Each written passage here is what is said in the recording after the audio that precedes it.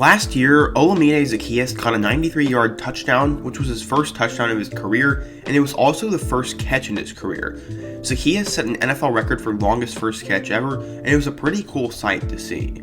He scored the longest touchdown pass of Matt Ryan's career and the third longest passing play in Falcons history. He's arguably the second best wide receiver in Virginia Cavaliers football history, went undrafted in the 2019 NFL Draft, and was honestly never supposed to make it.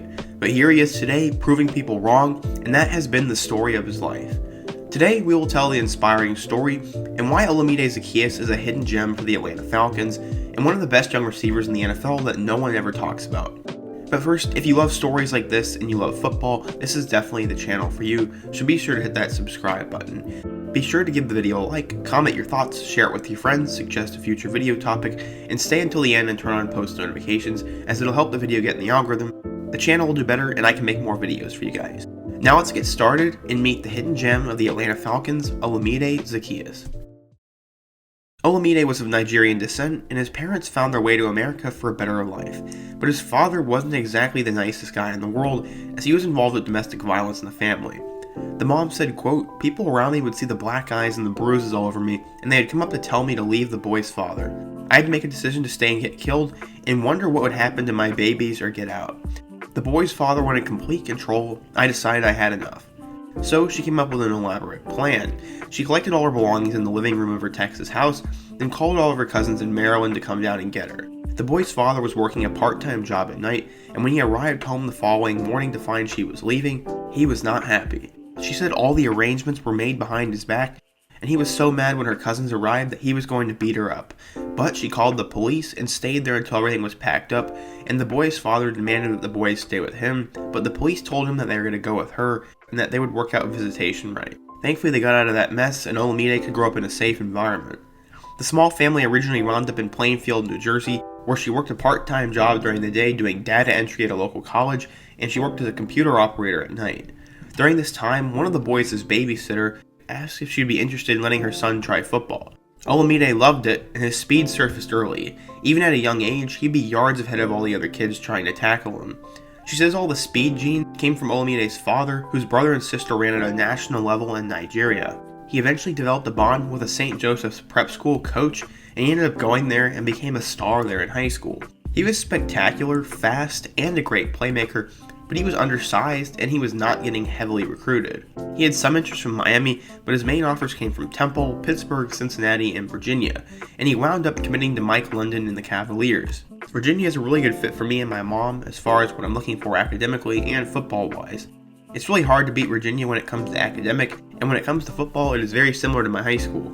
According to 24/7 Sport, he was a 3-star recruit, the number 82 athlete, and the 813th best player in the class of 2015. He was expected to play multiple positions and contribute everywhere on the field, but he was doubted. In 2015 at Virginia, he appeared in all 12 of Virginia's games with 4 starts. He made his collegiate debut against number 13 UCLA and made his first career start against number 9 Notre Dame. He caught 21 passes for 216 yards and a touchdown as a freshman. In 2016, he appeared in all 12 of Virginia's games with 7 starts, recording 51 receptions for 584 yards and a team-high 7 touchdowns.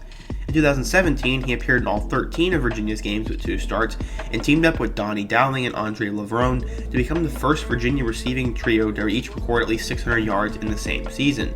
He would catch 85 passes for 895 yards and 5 touchdowns as a junior and was second team All-ACC.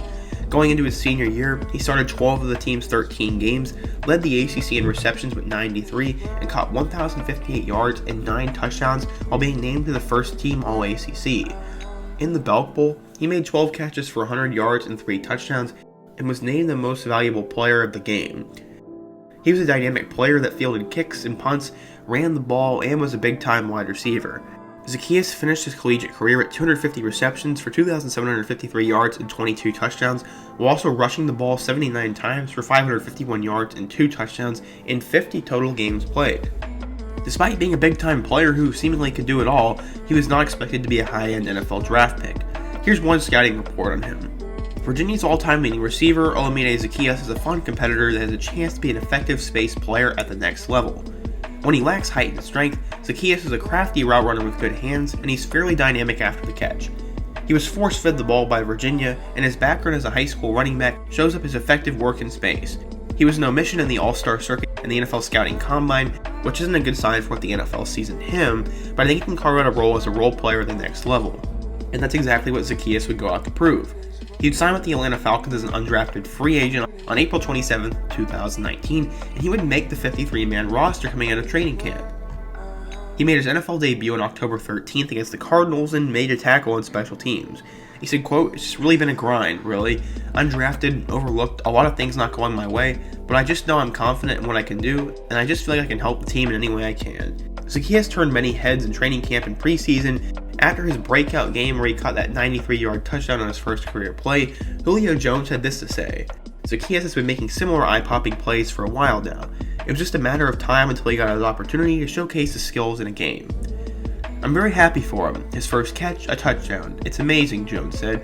"He's been working tremendously hard, giving the defense looks at practice, and then having a shot in the game when his number is called to produce.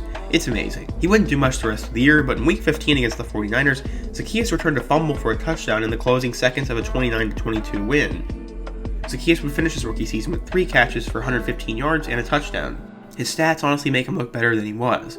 In 2020 so far, he's had a more expanded role with the team, playing in almost every game.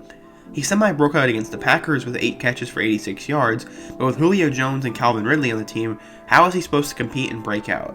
Well, after Ridley got injured, he'd get a chance to be one of the main guys this past weekend with their matchup against the Broncos.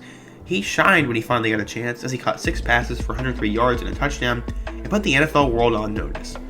The Calvin Ridley injury may not be as bad as people think, but I think Olamide Zaccheaus proved that he can be the 3rd best wide receiver on the team and has a role in the NFL moving forwards. I really think he's a secret gem. He's a speedy player, he has heart, and he definitely put up all the stats you want, and he definitely has the work ethic you want. So it's only a matter of time before he really breaks out or becomes a good player, and that's why I think he's a hidden gem. But what do you guys think? What do you guys think of the story? What do you guys think of his role with the Falcons so far? And how do you think he'll do in the future? Be sure to let me know that down in the comment section and who I should do next. And before you go, don't forget to like, subscribe to the channel, turn on post notifications, and share this video with your friends so it helps the video get in the algorithm and more people can see my channel. And don't forget to check out all my other videos on the screen right now if you're still here. I hope to see you guys again soon, but until next time, peace.